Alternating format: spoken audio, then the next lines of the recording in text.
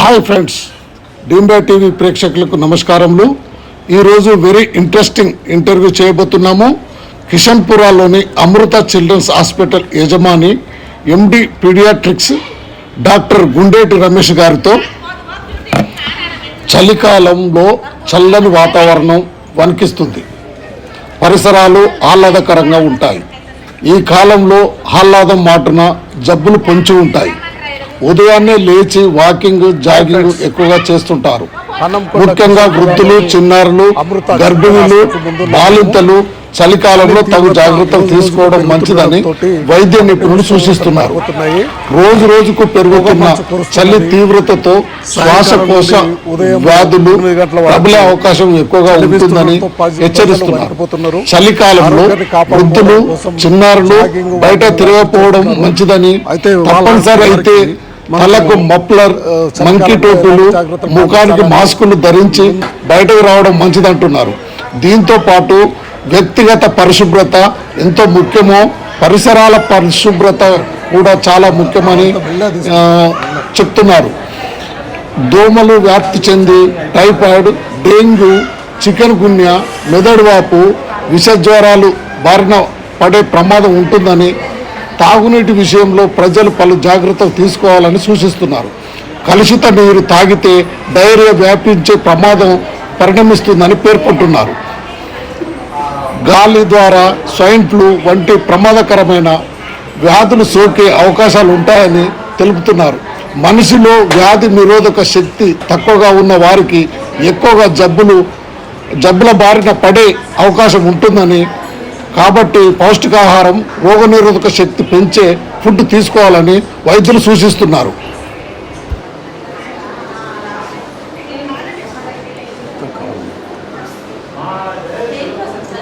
Sir interview చేశారు.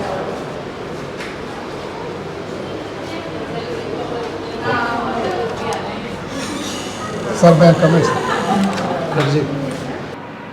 చలి తీవ్రత పెరుగుతుండడంతో కొన్ని రోజులుగా పగటి ఉష్ణోగ్రతలు పడిపోతున్నాయి. పొగమంచు కురుస్తున్నది. సాయంత్రం నుండి మొదలుకొని మరుసటి రోజు ఉదయం 8 గంటల వరకు చలి వీస్తుండడంతో ప్రజలు వణికిపోతున్నారు. ఆరోగ్యాన్ని కాపాడుకోవడానికి చాలామంది వాకింగ్, జాగింగ్ లాంటివి చేస్తున్నారు. చలికాలంలో ఆరోగ్యం విషయంలో జాగ్రత్తలు పాటించాలని వైద్యులు సూచిస్తున్నారు. ఆరోగ్య నియమాలు పాటించకపోవడం వలన జబ్బుల బారిన పడే ప్రమాదం ఉందని వైద్యులు హెచ్చరిస్తున్నారు. ప్రస్తుతం మన ముందు ప్రముఖ పిల్లల వైద్యులు, అమృత చిల్డ్రన్ హాస్పిటల్ యజమాని డాక్టర్ గుండేటి రమేష్ గారు, ఎండి పీడియాట్రిక్స్ ఉన్నారు. వారిని చలికాలంలో ఎలాంటి జాగ్రత్తలు పాటించాలని అడిగి తెలుసుకుందాం. సార్, చలికాలంలో ఎలాంటి వారికి ఎక్కువ జబ్బుల బారిన పడే అవకాశాలు ఉన్నాయి? నమస్కారం అండి. చలికాలము యూజువల్గా వీసే హెల్దీ సీజన్ అంటాము. ఎంత హెల్దీ సీజన్ ఉన్నా కానీ ఈ టైంలో కొన్ని వ్యాధుల నుంచి, ముఖ్యంగా పిల్లలు, మరి ఏజ్డ్ వాళ్ళు కానీ, బాడీ రెసిస్టెన్స్ తక్కువ ఉన్న వాళ్ళు కొంచెం జాగ్రత్తగా ఉంటే మంచిది. ఈ కేటగిరీ వాళ్ళందరికీ కొద్ది ప్రాబ్లమ్స్ వస్తుంటాయి. వస్తే మాత్రం కొంచెము ఇబ్బందిగానే, పెద్దగానే వస్తాయి ప్రాబ్లమ్స్. ఇవి జాగ్రత్తగా ఉండాలి. మెయిన్గా పిల్లలు, పెద్దవాళ్ళు, బాడీ రెసిస్టెన్స్ తక్కువ ఉన్నట్టు, అంటే క్రానిక్ డిసీజ్ ఉన్నవాళ్ళు, చాలా నుంచి కొన్ని డిసీజులు ఉంటాయి. లివర్ డిసీజులు కానీ, లేదా బ్లడ్ డిసీజులు కానివ్వండి, ఇలాంటివి ఉన్న వాళ్ళు జాగ్రత్తగా ఉండాల్సి వస్తుంది.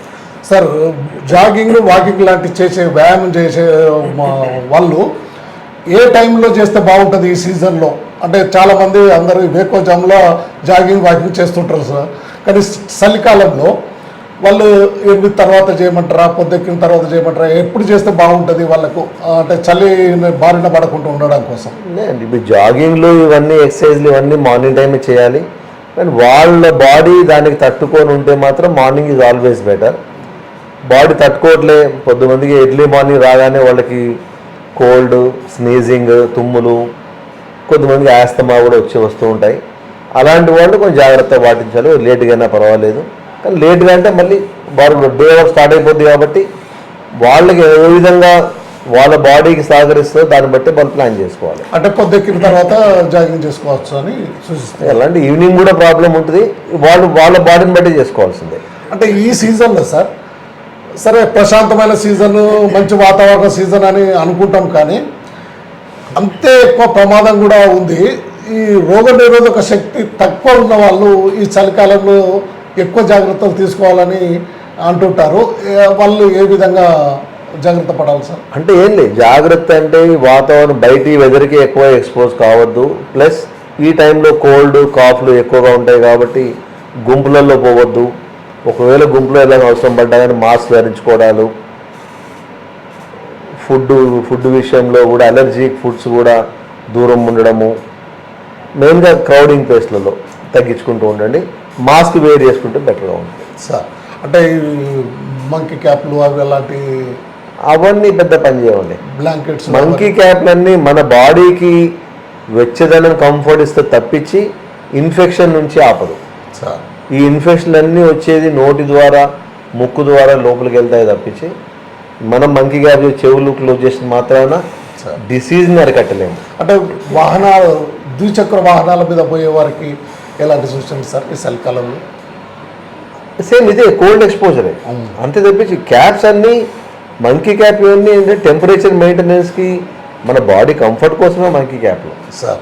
It is not mandatory, health కోసం అది పెద్ద పని చేయవు సార్.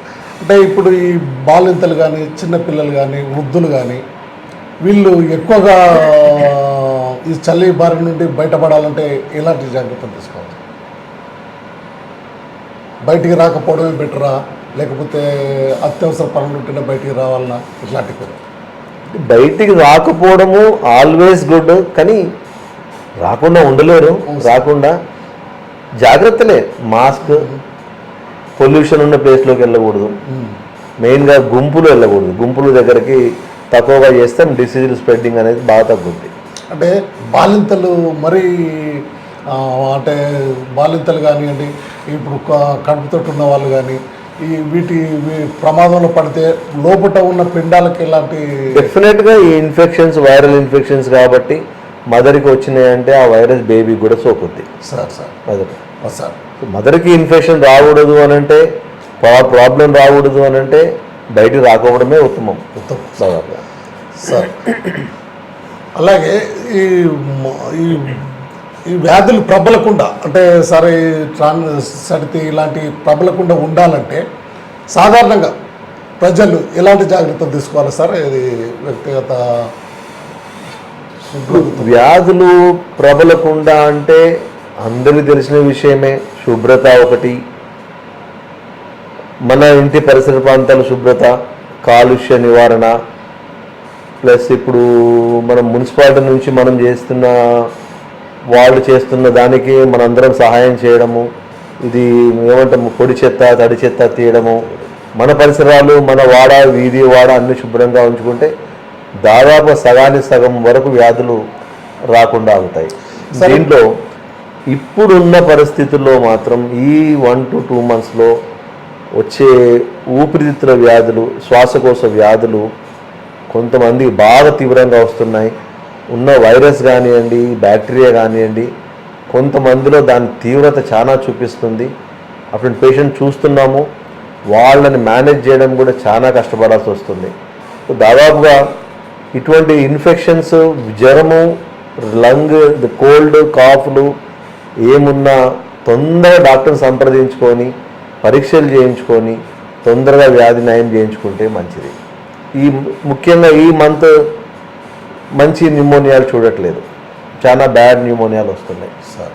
అందరూ కూడా జాగ్రత్తగా ఉండాలి. జాగ్రత్త అంటే రావడం వస్తుంది, ఎంత తొందరగా మనం కనుక్కొని ఎంత మంచి మందులు, మంచి డాక్టర్ దగ్గర మంచి మందులు వాడుకొని కంట్రోల్ చేసుకుంటే బీమారి ముదరకుండా, సీరియస్ దిగిపోకుండా ఆపే ప్రయత్నం చేసుకోవచ్చు. సార్ మనకు ఓపీకి పిల్లలు ఏ జబ్బులతోటి మన దగ్గరికి వస్తున్నారు సార్ ఇప్పుడు జనరల్గా ఈ చలికాలం కామన్గా cold, cough, fever sir, plus మళ్ళీ ఎందుకో ఈ మధ్య మోషన్స్ కేసులు ఎందుకో మొదలవుతున్నాయి సార్. యూజువల్గా ఈ సీజన్లో మోషన్ కేసు చూడము. ఇప్పుడు మళ్ళీ మోషన్ కేసులు మొదలవుతున్నాయి. అంటే కలరా కొన్ని డెంగీలు కూడా ఎందుకో స్టార్ట్ అయినాయి. యూజువల్గా వింటర్లో డెంగీలు అంతగా రావు. ఒక దోమలు పెరిగినాయి బయట ఇప్పుడు, దోమలు, దానివల్ల డెంగీ ఉండొచ్చు. డెంగీలు కూడా కొన్ని పెరిగినాయి సార్. అంటే పిల్లలలో ఎక్కువ ఇప్పుడు డెంగ్యూ, మలేరియా, విష జ్వరాల వల్ల పిల్లలు ప్రమాదం ఏమైనా ఉందా సార్? వస్తున్నాయి సార్. చాలా సీరియస్గా వస్తున్నారు. ఒక 100 మందిలో 10 మంది వరకు చాలా సీరియస్గా ఉంటున్నారు సార్. మెయిన్గా విష జ్వరాలతో. అవి కంట్రోల్ తప్పిపోతున్నాయి, బాడీలో ఇన్ఫెక్షన్ కంట్రోల్ తప్పిపోయి చాలా బీపీ డౌన్ అయిపోవడము, ఆయాసం రావడము, లంగ్లోకి నీరు రావడము, చాలా తీవ్రత వస్తున్నాయి సార్. పెరిగినాయి కేసులు అట్లాగా. అంటే ప్రాథమిక దశలోనే జ్వరం రాగానే వైద్యులను సంప్రదించంటారా, లేకపోతే సెల్ఫ్ వైద్యాలు? సెల్ఫ్ వైద్యం అసలే వద్దు. ఇంటి దగ్గర వైద్యాలు, ఆర్ఎంపీ వైద్యాలు కూడా వద్దు. మంచి డాక్టర్ని సంప్రదించుకొని తొందరగా పరీక్షలు చేయించుకుంటే దాదాపు ఇవన్నీ కంట్రోల్ చేసుకోవచ్చు సార్. దాదాపు నయం కానీ వ్యాధి అంటూ ఏది లేదు, కానీ ముద్రక ముందు ఎర్లీ డిటెక్షన్ తొందరగా కనుక్కొని మంచి మందులు పెట్టుకుంటే సరిపోతుంది సార్. ఇప్పుడు మన హాస్పిటల్, పిల్లల హాస్పిటల్లో సార్ ఎన్ని ఇన్వార్డ్ అంటే పేషెంట్లు పెట్టుకునే అంత కెపాసిటీ ఉంది సార్? మా హాస్పిటల్ సార్, మా హాస్పిటల్ 100 బెడ్ల కెపాసిటీ హాస్పిటల్. ఇది 100 బెడ్ల కెపాసిటీ హాస్పిటల్. ఇది ఇక మెయిన్గా క్రిటికల్ కేర్, సీరియస్ పేషెంట్లని ఎలా ఉన్నా చేయడానికి వెంటిలేటర్లు కానివ్వండి, డయాలసిస్లు కానివ్వండి, చేయడానికి కావాల్సిన పరికరాలు అన్నీ ఉన్న హాస్పిటల్. యూజువల్గా ఇక్కడికి అందరు సీరియస్ పేషెంట్లే వస్తుంటారు సార్ ఇక్కడికి sir. And new born baby care కానివ్వండి, అందరు స్పెషలిస్ట్ ఆధ్వర్యంలో వైద్యం జరుగుతూ ఉంటుంది. అంటే అమృత చిల్డ్రన్ హాస్పిటల్లో స్పెషల్ మీ దగ్గర ఉన్న ఎక్విప్మెంట్ల గురించి ఒకసారి మా ప్రేక్షకులకు. ఒక పేషెంట్ సీరియస్గా ఉంటే కావాల్సిన అన్ని పరికరాలు ఉన్నాయండి. మెయిన్గా కావాల్సింది బ్యాడ్ ఉన్నారంటే మెయిన్గా వెంటిలేటర్స్, హై ఫ్రీక్వెన్సీ ఆసిలేటర్లు అంటాము. ఇంకా సీరియస్గా ఉంటే ఇప్పుడిప్పుడే డయాలసిస్ అండ్ సిఆర్టీ కూడా అందుబాటులోకి తెస్తున్నాము. అది త్వరలో ఇంకో వారం 10 రోజుల్లో అవి కూడా వస్తున్నాయి. నైట్రస్ ఆక్సైడ్ వెంటిలేటర్లని అన్నీ కొత్త రకం ఏమేమి ఉన్నాయో ఇవన్నిటి కూడా ఇంకో వారం 10 రోజుల్లో అన్నీ అందుబాటులోకి వస్తున్నాయి. మనకు హైదరాబాద్ రేంజ్లో మన దగ్గర ఈక్వల్ టు హైదరాబాద్ రేంజ్లో దీన్ని తీసుకొస్తున్నాము సార్. ఇంకో 10 రోజుల్లో అన్నీ వచ్చేస్తున్నాయి సార్. ఈ నెలలు తక్కువ బేబీలకు మన దగ్గర ఎలాంటి సౌకర్యాలు లేవు సార్? నెల తక్కువ పుట్టిన బేబీలకు అంటే everything what is to be done for the baby, including నెల బరువు తగ్గిన పిల్లలకి కావలసిన వైద్యము, వెంటిలేటర్లు కానీ అన్నీ ఇవన్నీ ఉన్నాయి. ఇవన్నీ ఎప్పటి నుంచో చేస్తున్నాము. ఇప్పుడు ఏంటంటే పిల్లలు పుట్టగానే ఏడవకపోతే వాళ్ళకి బ్రెయిన్ డ్యామేజ్ అవుతుంది పుట్టగానే. దానికి ఎర్లీగా హైపోథర్మియా ట్రీట్మెంట్ అని చేస్తాము. అది కూడా ఒక ఆటోమేటిక్ హైపోథర్మియా మెషిన్ కూడా అందుబాటులోకి తెచ్చాము. సో వాళ్ళకి ఏంటంటే కొంచెము బ్రెయిన్ డ్యామేజ్ కాకుండా ఒకవేళ అయినా కానీ తక్కువ డ్యామేజ్ అయ్యేటట్టుగా మనం ఏమన్నా ప్రయత్నం చేయడానికి ఇది కూడా మెషిన్ అందుబాటులో. హైపోథర్మియా ట్రీట్మెంట్ అనేది స్పెషల్ ట్రీట్మెంట్ అది సార్. ఇవన్నీ కూడా నేనడాల్సి ఆధ్వర్యంలో చేస్తుంటారు సార్. మనకు కూడా ఫుల్ టైం నేనడాల్సి ఉన్నారు సార్. వాళ్ళ ఆధ్వర్యంలో వైద్యం జరుగుతుంటుంది సార్. ఈ మెషిన్ ఉంది కాబట్టి ఎవరైనా పుట్టగానే ఏడవకపోతే వాళ్ళు హాస్పిటల్కి 3 to 4 hours లోపు వచ్చేయాలి. 3-4 hours దాటినాక వస్తే ఆ మిషన్ మనం పెట్టలేము, పెట్టలేము. అంటే టైం దాటిపోయింది అన్నట్టు. ఆ మిషన్ పని చేయాలి అంటే వాళ్ళు పుట్టగానే ఏడవలేదు పాప అని అంటే 3 to 4 hours బేబీ హాస్పిటల్ చేరితే మనం వాళ్ళకి బ్రెయిన్ డ్యామేజ్ కాకుండా మనం చికిత్స అందించి బ్రెయిన్ డ్యామేజ్ కాకుండా ప్రయత్నం చేయొచ్చు. ఎందుకంటే పుట్టినాక ఏడవలేదు అని అంటే వాళ్ళకి అయ్యేది మెయిన్ ప్రాబ్లం ఫిట్స్ రావడము, బ్రెయిన్ డ్యామేజ్ రావడము. బ్రెయిన్ డ్యామేజ్ అయింది అంటే ఈ జీవితాంతం వాళ్ళు మన చూపులో ఉండరు, మాట నడక తేడా అన్నీ ఉంటాయి. వాటిని మనం తగ్గించడానికి ఇది కొత్త పరికరము. అంటే సార్ పుట్టగానే ఏడవకపోవడానికి ప్రీవియస్ కారణాలు ఏమై ఉంటాయి? అబ్బో దానికి చాలా కారణాలు ఉంటాయి సార్. అది ఇక్కడ చెప్పడం కాదు, అది చాలా కారణాలు. ఒకవేళ 4 గంటలు దాటింది అని అంటే వాళ్ళకి వికలాంగులకి రొటీన్ ట్రీట్మెంట్ ఎక్కడైతే ప్రతి హాస్పిటల్లో చేస్తారు, అది రొటీన్ ట్రీట్మెంట్. ఈ 4 గంటల లోపు వస్తే మాత్రం చేసే వైద్యం అందుబాటులో ఉంది.